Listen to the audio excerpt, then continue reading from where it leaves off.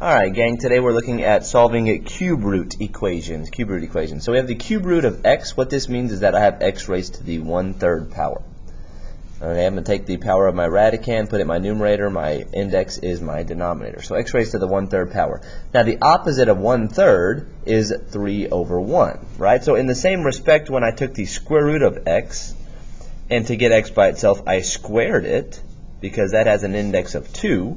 If I have the cube root, what I'm going to do is I'm going to raise it to the 3rd power, or cube it.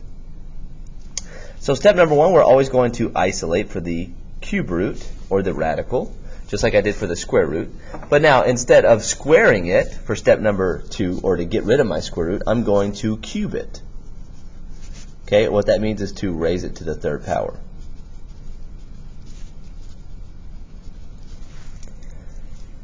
So let's look at example number 1. Example number 1, I'm going to get rid of my cube root by, again, cubing it.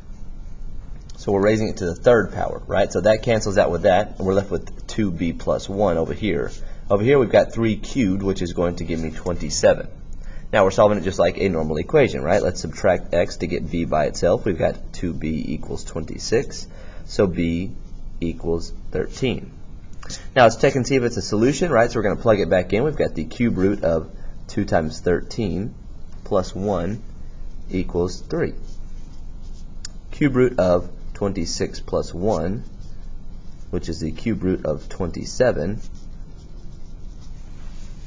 which is in fact an answer, right? So b equals 13. Alright, let's move on. Again, we're going to isolate for the cube root, so I need to subtract 4 on both sides. I've got the cube root of x minus 8 equals negative 2. Now again, to get rid of my cube root, I'm going to cube it. So opposites cancel out. We've got x minus 8 equals negative 2 cubed is going to give me negative 8. Now we're going to add 8 to get x by itself, so x equals 0.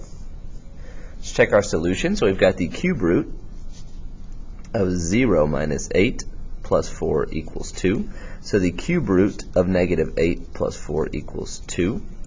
Well, the cube root of negative 8 is negative 2. So yes, 4 minus 2 is equal to 2. Alright, let's move on to C. Now I've got a cube root on both sides of the equation, so I don't have to do anything except cube both sides, and I'm going to get rid of my cube root.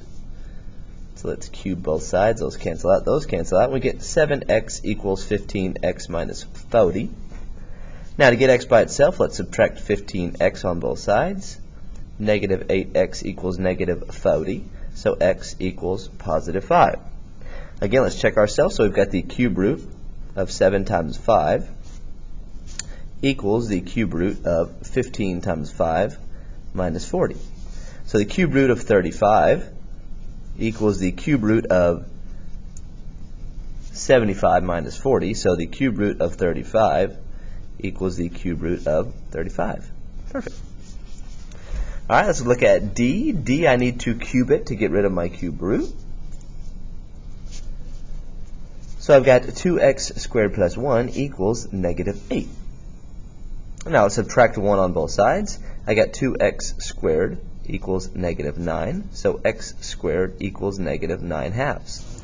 Now let's think about this. X squared equals negative 9 halves. So I'm telling you, what number, I'm trying to find x, what number squared is going to give me a negative 9 halves? Well, that's not possible, because I know when I square something, even if it's a negative, I'm going to get a positive answer. So we know right now that this is not a real solution, right? I'm going to get no real solutions. Now we can find our imaginary solution if we wanted to. What I would do is I would square root both sides. So this is going to become x, right? These cancel out, equals I'm going to take the numerator, which is that, and I'm going to take the denominator, which is that. So I just said the square root of negative 9 over the square root of negative 2. Now, the numerator, square root of negative 9, I can factor out the square root of negative 1 and get I. I can take the square root of 9 and get 3, so 3i over the square root of 2. Now, again, it's not proper to have a radical in my denominator, so I can rationalize it by taking that and multiplying. So square root of 2 times the square root of 2 is going to give me a 2 on the bottom, and I've got 3i square roots of 2. Alright, so there's your imaginary solution.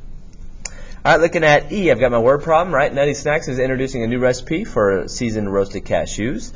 Packaging of the snack has a cylindrical shape with a radius of the cylinder equal to its height. The radius, the equation R equals, gives the radius R in centimeters needed to hold W grams of cashew.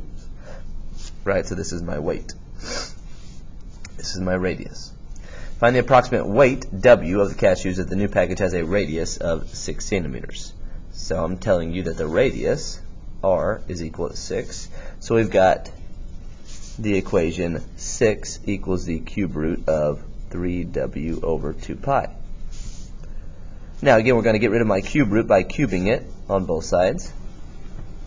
Right, so again, the opposites cancel out. So we've got the cube root and we've got the cube. Those cancel out. We're left with 3W over 2 pi. And then we've got the cube root of 6, which is equal to 216. Now to get the W by itself, I'm going to get rid of my denominator. So we're going to multiply by 2 pi on both sides. And we get 432 pi equals 3W.